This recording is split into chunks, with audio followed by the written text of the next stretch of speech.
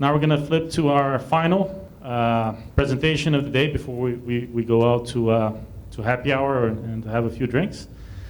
Obviously, as you think of these large markets, and if you do want to play globally or outside of the country too, you have to think very cautiously about how to position yourself.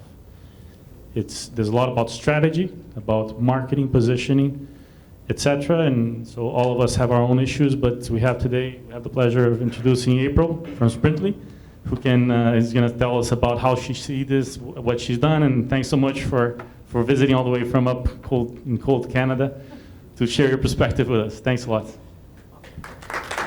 Thank you. Gosh, I feel really tall up here. Thanks everybody for sticking around. I know I'm last and I'm standing between you and cocktails or something, but these folks asked me to speak, and the topic they originally asked me to speak on was product management or product marketing and how you build that inside a startup, because that's my background. And I said, no, I don't want to talk about that. I want to talk about something else, which I'll get to. But this is my background. So I started out doing startups a long time ago. I've done 7 of them, not as a founder. So my role is a specialist. So by training, I'm an engineer, but I have been a head of marketing or a head of marketing and sales at 7 different startups. Most of those have been acquired. 4 of them got acquired. And then because they're acquired, you get stuck at a big company for a while. So I've done my tour of duty at a bunch of different big companies. I've launched 15 different products. I sit on a bunch of advisory boards now for startups. I'm based in Toronto. There's quite a big startup scene in Toronto, surprisingly. And in between doing startups and a little bit on the side, I'm always doing a little bit of consulting. And so I've done probably 40 consulting projects. And so I say that not just to brag, although a little bit of bragging, but mainly because I think it gives me a very different perspective in that I've seen so many companies and been hands-on with their marketing plans and their plans for growth. And you start seeing the repeating patterns of what works and what doesn't work. And so if I had 30 minutes to teach you one thing about startup marketing, it would be positioning. It wouldn't be anything else. Because the thing that I see over and over and over again is that in an early stage startup, most of the problems that we think of as sales problems or marketing problems, because being the marketing person, usually I hear about that, are actually positioning problems in disguise. So I'm going to give you an example of what I mean by that. So early in my career, I worked for a company that sold a database. So it was founded by 2 guys who had PhDs in database technology. And so they took their PhD thesis project and turned it into this crazy, crazy, crazy new database that was patented. Now, the neat thing about this database is that it could take a giant amount of data and do a very specific kind of query, and what we call a needle in a haystack query. And in a normal database, that query would run overnight. In their new fancy special database, you could do it in minutes and get a result. So it was really kind of magic, patented technology. So when I joined the company, it was quite early stage. We had a handful of customers, but we weren't selling. We didn't exactly have a repeatable sales model. The thing wasn't flying off the shelf, let's say. And so what I decided to do was I was going to shadow the sales rep around for a week or so and go to all of his sales meetings and see what was going on. And by the way, I got hired to be the head of marketing for this company because the problem that they were having was leads. We just don't have enough leads. We have a great salesperson, but that salesperson can't seem to get enough people to talk to, and the people that he is talking to, we're just not closing enough business. So I went with the salesperson, and we did maybe 9 sales meetings together. And every single sales meeting went exactly the same way. So we would go into the room, we would hook up the presentation, the sales rep would stand in front and say, and by the way, the people we're selling to are database people. So it's DBAs, or it's the head of IT, or it's a senior database person. And the salesperson would come into the room and say, fantastic, hello, glad you're all here. What we have is a database. And everybody in the room, the minute he said that, you could see everybody in the room go and make a face. And if we were lucky, we got to about slide 2 or slide 3, and the senior person in the room would put their hand up and say, you know, we don't actually need a database. We have a database. Our database is Oracle. We're an Oracle shop. Everybody here is certified on Oracle. We do Oracle. It's not the best. We don't love it, but it's the thing that we use, and you know, bringing in another database, that sounds bad. The rest of the meeting, my sales rep would try to unwind that and say, no, no, no, you don't understand. We're so special. We have this special thing, and if you do this special thing, we have special, special, special, special, special. And we could never recover from that initial, hey, we're a database. This went on for the entire week, so we just kept doing this meeting over and over and over again. Worst sales meetings I've ever sat in my life. Finally, at the end of the week, we did, the last meeting was what I would call a sympathy sales call. You know what a sympathy sales call is? That's when your CEO knows a guy who agrees to give you a meeting because he feels sorry for you because all of your meetings are so bad. So we had one of those.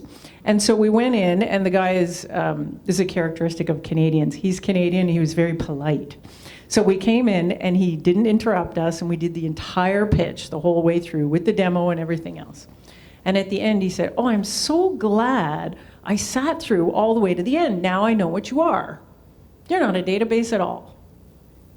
And so I look at my sales rep, well, what could we possibly be? Of course we're a database. We can't be not a database. So I said to the guy, what are we? He says, you're not a database.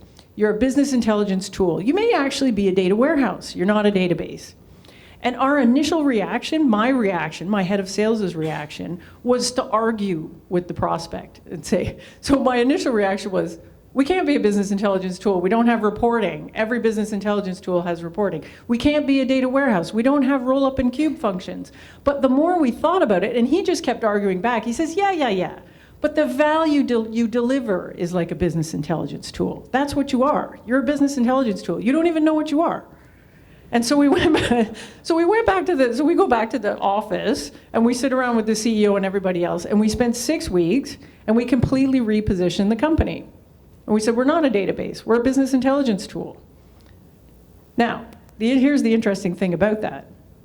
Then we go out and we do a bunch of new sales meetings, completely different reaction. So we go in and we say, we're actually a data warehouse for big data, is what we are, with a business intelligence, blah, blah, blah, blah. Now the cool thing about that is everybody knew what a data warehouse was. Back then, not that many people had one. So the cool thing about positioning against a data warehouse was it wasn't something they already had, so they didn't say, go away, we already have one of those. The second thing was that people sort of got the value we delivered. So we were still saying, oh yeah, we're a warehouse, but kind of a special warehouse and whatever, but the starting point was so much better. Here's what else is interesting about it, is changing that position actually changed everything else about the company too. So the first neat thing was it changed our pricing because data warehouses were way more expensive. So we put the price way up and sold just as many because now we're in the business intelligence data warehouse market. Why did we were allowed to put the price up? Because the competitive comparisons were different. So we were no longer comparing ourselves with Oracle. Now we're comparing ourselves with, at the time, in the data warehousing market, there was nothing but these little wee startups that were just like us. And so the competitive comparisons were totally different. The pricing was different. It changed our product roadmap because we had to kind of talk about this roadmap where we became a better and better business intelligence tool. It changed a little bit of the channels and how we sold. It changed the exact customers we were trying to pitch to. It changed a lot about how we did the pricing structure and the packaging for what we did. Now here's the thing. I think we intuitively understand that context setting or building a frame of reference or positioning our products is important, but we almost never do it explicitly. We almost never set our positioning deliberately. Like in my example of this database thing, we're database guys. We built a database. Nobody ever sat back and said, should we be a database? Is that really what we are? Is that the best thing we could be?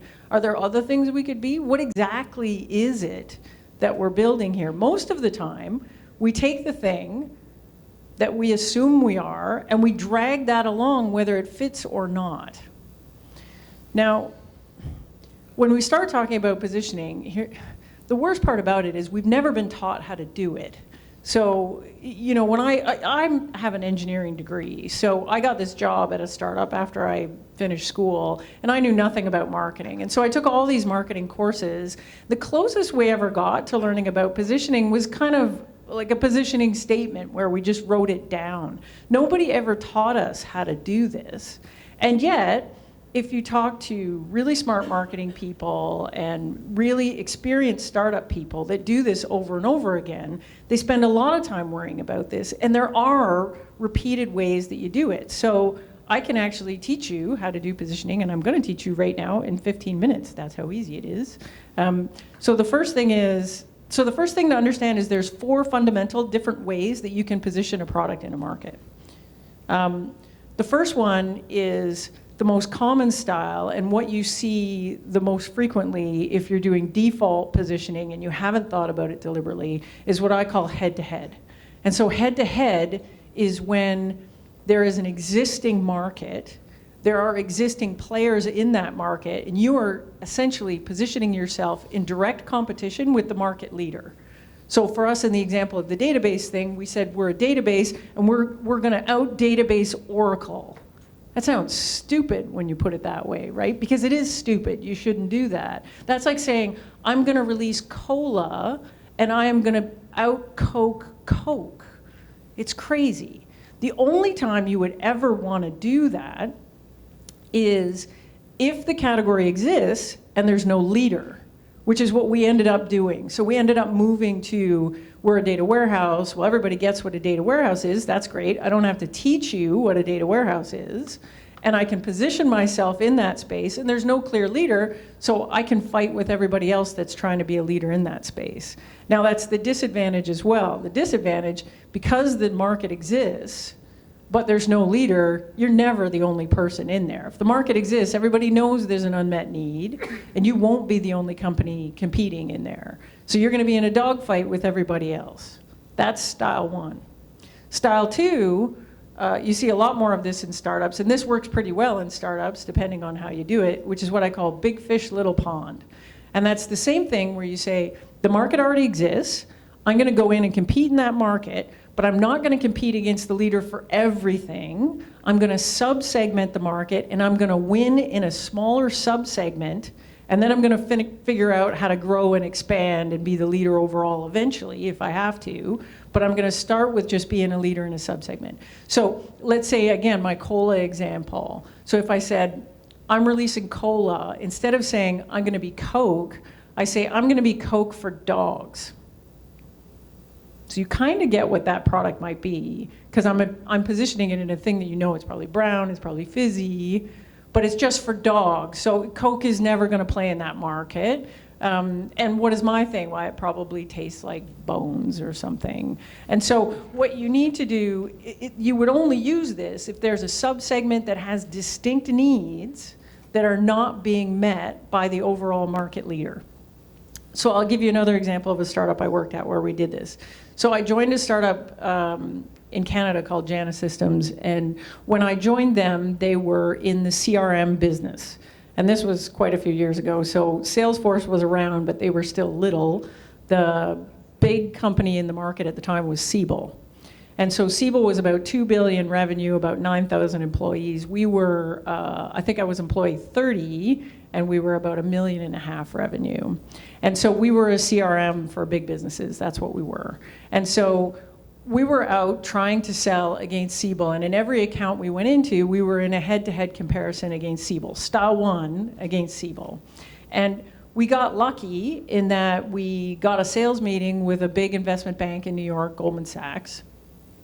And in that meeting, we showed him a particular feature that we had. It was the ability to model many-to-many relationship on a person, not a company. So that's a weird thing. Most CRMs don't do that. I don't think there is a CRM on the market now that does that. Now, the neat thing about that is it was super interesting to investment bankers. So when we got to that feature, the investment banker said, whoa, stop, show me that thing again. How does it work? Could I actually model this kind of a thing? We had a long conversation about it, and we closed a deal with Goldman Sachs on that feature alone. Now, we were a pretty crummy CRM, frankly. If you did a head-to-head comparison of us versus Siebel, there were a lot of things that Siebel did that we didn't do. We didn't scale as much. We certainly didn't have the same number of customers they did. They had giant brand recognition. They had lots of features we didn't have.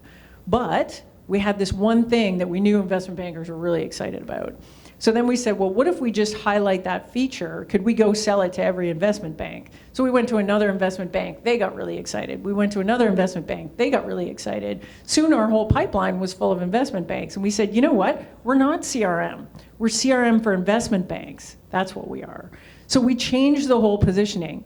The cool thing about that was that we didn't have to go head-to-head against Siebel anymore. In fact, Siebel had to compete with us in banking accounts. So we would go into a bank and say, Siebel, they're fantastic. We love those guys. They are an amazing general purpose CRM tool. Not for you, because you're special. You don't really want to use the same CRM that they use in a call center in India, do you? No, you're special. You, usually the person we're talking to, you make $10 million a year. You're not using the same CRM as a call center. You're an investment banker. So Siebel, a perfectly great tool, not for investment bankers. And then Siebel would have to come in and react to that and say, oh, but look at us, we have 9,000 customers and we make all this money and we're so much bigger, and who are those little guys in Canada anyways? We've never heard of them before. And it didn't matter. It just didn't matter, because the question back to them was always, yeah, but what do you know about investment banking? Yeah, how many investment banks have you done? And so we went from, with this repositioning, we went from about $1.5 million to 68 million in revenue in about 18 months. And we eventually got acquired by Siebel for over $1 billion. I think it was 1.7 billion. It was the biggest software acquisition in Canada at the time, because they got so sick of competing with us. And basically, we owned Wall Street. They couldn't do anything in a bank without bumping into us. That's style 2. Style 3 is a little bit different. Style 3 is cool if you can pull it off, but it's hard to pull off. So style 3 is where you take the market and you reframe the way people think about how they evaluate solutions in the market. So a great example of this is Tesla in the early days of Tesla. So in the early days of Tesla, we already knew what an electric car was. And Tesla was entering the electric car market. They weren't trying to say they were an electric car or they were some kind of, they were just, we're an electric car. So in the market already we had the Prius, the Chevy Volt, I think it's called.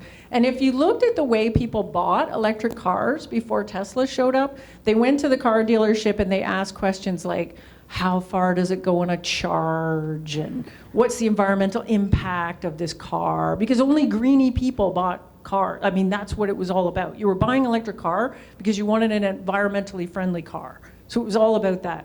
Tesla shows up and says, do you know what's awesome about electric cars? They go really, really, really fast. And so they came in and basically reframed the conversation around electric cars and said, that's fine, electric cars, you've been thinking about it all wrong. When you evaluate them, ask the Prius guys how fast that goes. We don't even compete with Priuses. That's stupid. So if you looked at what they did in the early days, who got early access to a Tesla? They were giving it to Road and Track magazine to do speed work on. The early experienced customers were all people that really cared about performance.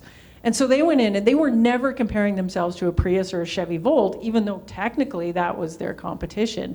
Technically, those were the leaders in the market, but they were always comparing themselves to BMWs and Audis and high-performance cars. So you can use this when you've got some sort of breakthrough innovation or there's some sudden change in the market, that you can put your hand up and say, the world is different. You've been thinking about this all wrong. The risks of it is that if your competitors can match your special innovation, then they will position your thing, your special sauce, as a feature. So let's say, for example, the Prius just happened to be really fast as well. They could say, performance, that's just a feature, but look at how far we go on a charge. Instead, they couldn't match the feature, obviously. And so now we have Tesla, which is in this whole different set category thing. And has completely changed the way people think about electric cars. Like, how far does a Tesla go on a charge? Who cares, right? Who cares? Nobody ever talks about that. Here's Style 4. Now, for a while, it was really trendy for venture capitalists and startup bloggers to talk about how Style 4 was what every startup should do. And some startups get away with this, and if you can get away with it, it's amazing, but it's super, super hard to do. And this is where you essentially create a new category out of nothing. So that means whatever you've got is so special, so different, so out there that it doesn't compare to anything that's out there right now. So I can't take an existing market and sub-segment it or change the way you think about it or anything else. I have to create my own market, and then I'm going to position myself as the leader in that market. This is so hard to do. It's so hard, there's actually very few examples of companies that have done this successfully. If you can do it, though, it's amazing. Influitive is an example that I like to use. If you're in the marketing automation space, you'll know of these folks. So Influitive is based in Toronto. I know these guys. The founder was one of the original founders of Eloqua. And so when he decided to start his new company, he looked at the data in the market and he said, you know, we know that in the typical sales cycle, prospects are relying more and more on online reviews and word of mouth and the point of view of existing customers to make evaluations about what products they should buy. And so if I take that out into the future, it would make sense that I would need tools to manage that. And so he decided to build a platform for advocacy marketing. That's what it is. Now, you can only do this if the existing categories don't work for you and the data says that this category is likely to merge. The advantage of doing this is if you are successful in creating the category, then because you've done so much work to evangelize the category and make it be, that people will by default see you as the leader. The risk is you do an amazing job of creating the category, but you don't actually finish the job in positioning yourself as a leader, and then some fast follower zooms in behind you and takes the market away from you. So similar to the way we were positioning ourselves, my database example, how we were positioning ourselves as a data warehouse, that category had been created, but nobody had taken advantage of the creation of that category to claim leadership. So if you look at Influitive as an example, that category of advocacy marketing, in my opinion, is emerging, and amongst marketers, I think most marketers agree that that's a category, that's a thing, they know what it is. Do they necessarily see Influitive as the leader in that? That's the thing that Influitive has to worry about right now. All right, so here's my last story, so I'm gonna finish with this. So you have those 4 styles. How do you actually use those? Okay, now that I know that, there's 4 ways I can position things. What do I do to actually figure out if my positioning is any good or not? And if I think it's bad, what can I do to improve it? So this is an example of another company that I've worked with. They're called ClearPath. And so what ClearPath builds is a robot for manufacturing. And what it does is it moves around inside a manufacturing plant floor and it takes things from one place to another. So again, this company was founded by 2 guys who have degrees in robotics engineering. When they started the company, the name of the company was ClearPath Robotics. So when they launch this thing, they call it a robot. The problem is they go in to talk to manufacturing people and they say, hi, we have a robot. And what a manufacturing person thinks of when you say robot is that thing on the left. First of all, it's stationary, it doesn't move around, it's just an arm. It has absolutely no intelligence. In fact, it's super stupid. And usually how these gets used is to do something too dumb for people to do, like pick up a plastic bucket and put it in a box. So you can imagine these guys, ClearPath, who basically have invented Google Maps plus a Tesla plus Uber and rolled it all up into one little startup. They come in and say, hi, we have a robot. And everyone says, we got robots. We got vendors that sell us robots. We kind of know what robots cost. They don't cost much because they're not very smart. They're kind of stupid. Maybe we need your thing, maybe we don't. But robots just aren't that sexy. So they sold a reasonable amount of these things, but they felt this friction at the beginning of their funnel. Every single time they had an initial conversation with a manufacturer, they had to unwind this idea of robot. So they're smart guys, so they went back and they said, you know what, maybe we need to call it something else. Maybe we need to frame it in a different way because nobody's understanding what our core coolness is all about. So they started thinking about that. What makes us us? So the first thing is that the thing is mobile, so it moves around. That makes them different. The second thing is it's chock full of artificial intelligence. The real thing that they do is an artificial intelligence engine that makes this thing able to know where to go inside a manufacturing plant, not run people over, do smart things, take things from one place to another. So what moves around and is chock full of artificial intelligence? Self-driving cars, that's what. So they decided maybe what we are is a self-driving car. Maybe what we are is a self-driving car for a manufacturing plant. So they went back and so they repositioned everything. They actually changed the name of the company. It's now called Auto. They went back into the manufacturers that they talked to before and said, look, we have this thing. It's a self-driving car. And the manufacturers are like, what? We've never heard of that. Tell us more. It sounds super cool. As you can imagine, that positioning for an investor, for a VC, was transformative. Right? What they had before kind of looked like a Roomba. Do you have one of those things? It's a vacuum cleaner. So they had investors say, so you guys are like a Roomba, right? And instead they come back and they say, no, we're like that thing that Elon Musk does. You should write us a check like you write Elon Musk.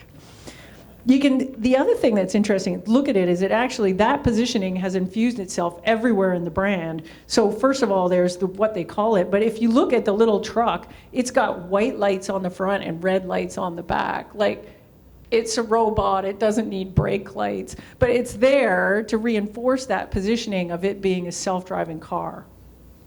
They just did a giant raise, $32 million, a couple weeks ago, and it was on the basis of this repositioning.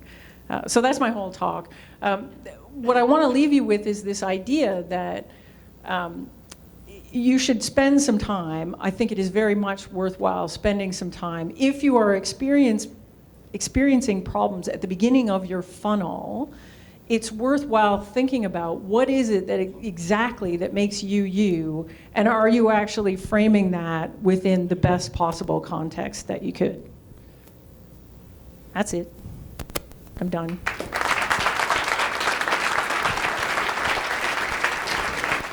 Do we have time for questions? Okay.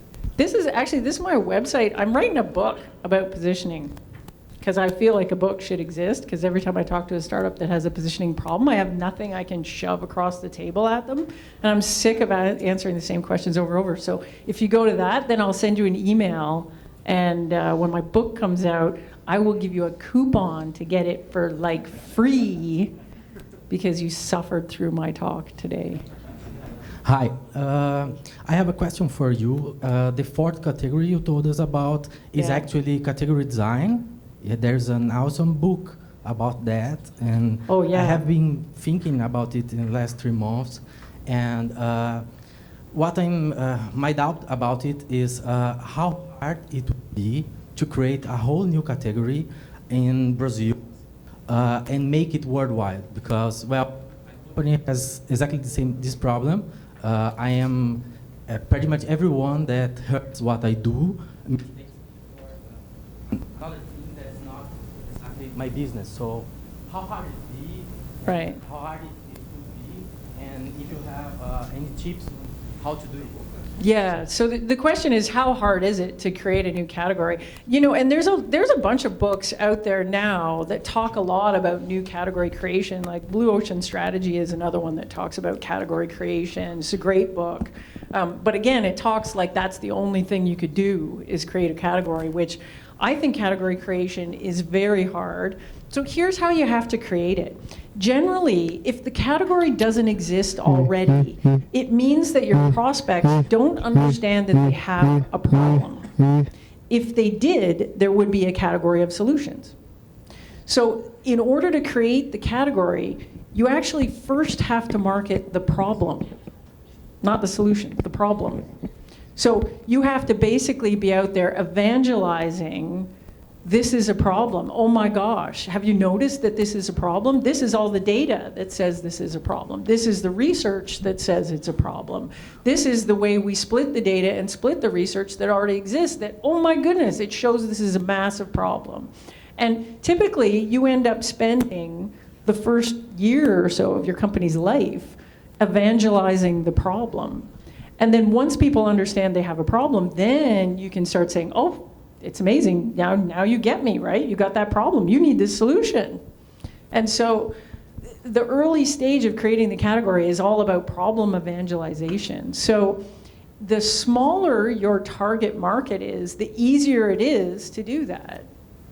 So if your target market is geography constrained, let's say, so in Brazil, then I would say it's probably quite easy, or not easy, nothing's easy. If any of this was easy, we'd all be in Tahiti. But easier than saying, I'm gonna create the category worldwide. I'm saying, okay, like if you look at Mark's thing for Influitive, he's very much creating that category in North America. If you step out of North America, there's not a lot of folks that could really tell you what advocacy marketing is all about, because he hasn't focused any of his efforts outside of North America yet. So you could probably create the category there. The problem is that there could be competitors creating categories that look like yours in other countries at the same time. So when you go to bust out of your geographic constraint, you may have either a competitor that already owns that category in another country, or worse, they've created the category in a completely different way with completely different buying criteria, and you look terrible in that category. And so those are the threats. That's why category creation is so hard. It's really, really hard. Like if you look at Influitive, I mean, they have a giant, like just a giant pile of venture money to create that category. They've been at it for 4 or 5 years now, and they're just starting to see some serious traction. So, you almost have to have a lot of money and a lot of time to invest in creating that category. But then again, the payoff for that is potentially giant if you can do it. Yeah. Thanks very much. That was really interesting. Cool. I'll ask me questions. I will. I'll say, from an international investor perspective, we tend to operate with mental models when looking at businesses such as in Brazil, the X for Brazil. Yeah. And I think in certain ways that can help, in certain ways that can hurt.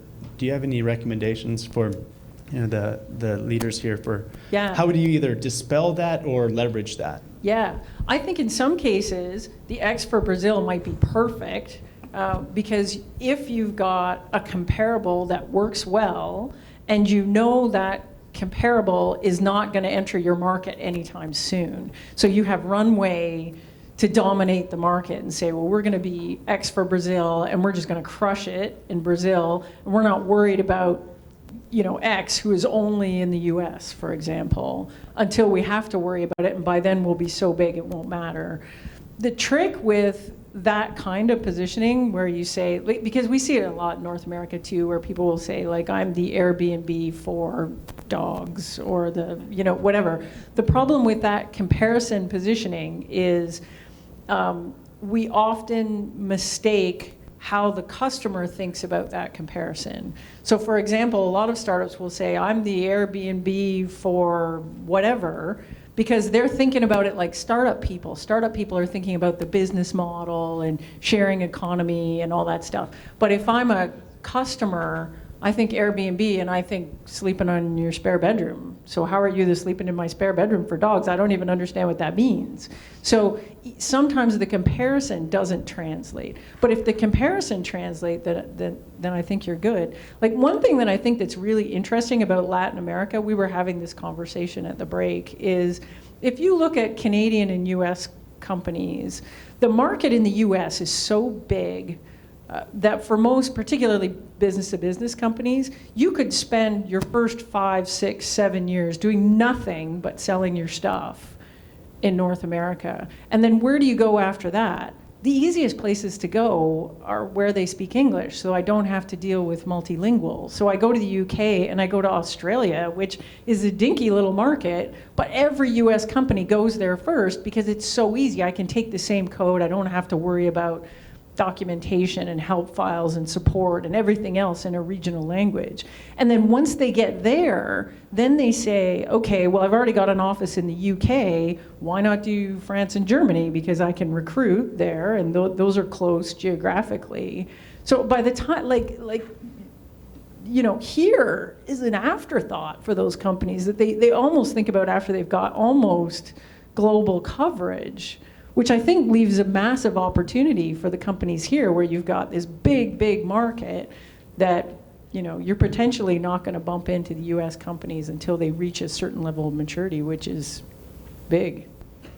Like I was saying, this is the first time I've been in South America, first time on the continent. That's crazy, right? Why have I never been here before? I've been to China like 50 times because every company I've worked at, by the time we got big, we started thinking about Asia before we started thinking about here because we already had an office in Australia, so why not go to China? I don't know if that answers your question. Hopefully it does.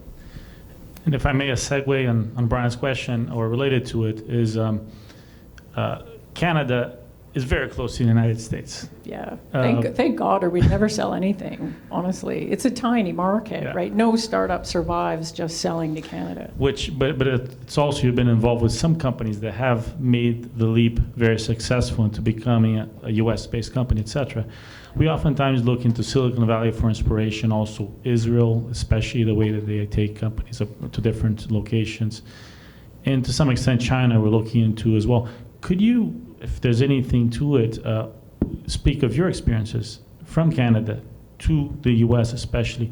What were the main lessons that you learned in helping those companies become global? And also you become a thought leader in marketing positioning in the United States as well, I mean globally. So how do you feel, if there's any experience from being outside of you're not in Silicon Valley? Not in Silicon Yeah. Valley. I think that's more relevant. Like, it's funny, the tech scene in North America, I don't think that Canadian companies think that much about the border between Canada and the US. And most of the companies that I've been in, we didn't even try to sell in Canada. We just went straight to the States because if you're going to raise money from US investors, then they want to see traction in the States, and they don't know if things are different in Canada or not. So you just sell straight to the States. You just pretend the border doesn't exist.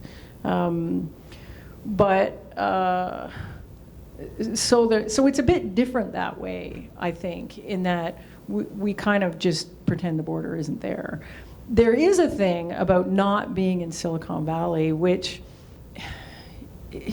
we wring our hands about this. I think we worry about it a lot. In the ecosystem where I'm in is quite a big startup ecosystem. There's something like 2,000 startups in Toronto that are over a certain size and have been funded. It's quite big.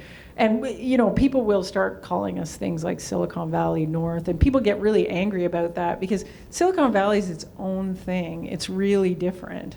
I think what we are going to see is we're going to see clusters of competencies, I think, where you see one or two successful companies in a certain area, and then you see more people having deeper experience in that area, and then a cluster starts to emerge.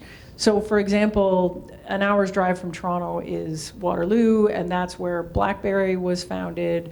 And so if you look at the spin-out companies from BlackBerry, there have been messaging companies like Kik, for example, which is $1 billion company now and giant.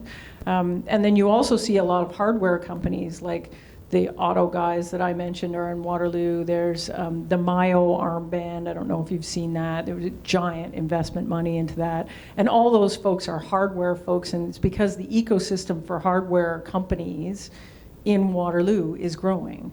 And so I think we're going to see that where there's pockets of, we have a few companies that are successful and that have grown, and then we get deeper expertise in an area, and then it becomes a hub for that. But we're never going to replicate Silicon Valley. Silicon Valley is just a hub for everything in tech, at least now. Will it be 30 years from now, 100 years from now? I don't know. I think we're going to see more distribution of things. Perfect. We have time for one last question, and then beers. Beers? Just beers? Just beers? I think everyone's like, Well, then long I would like to thank you, April, for the presentation. It was great. I would like to ask everybody to help us thank.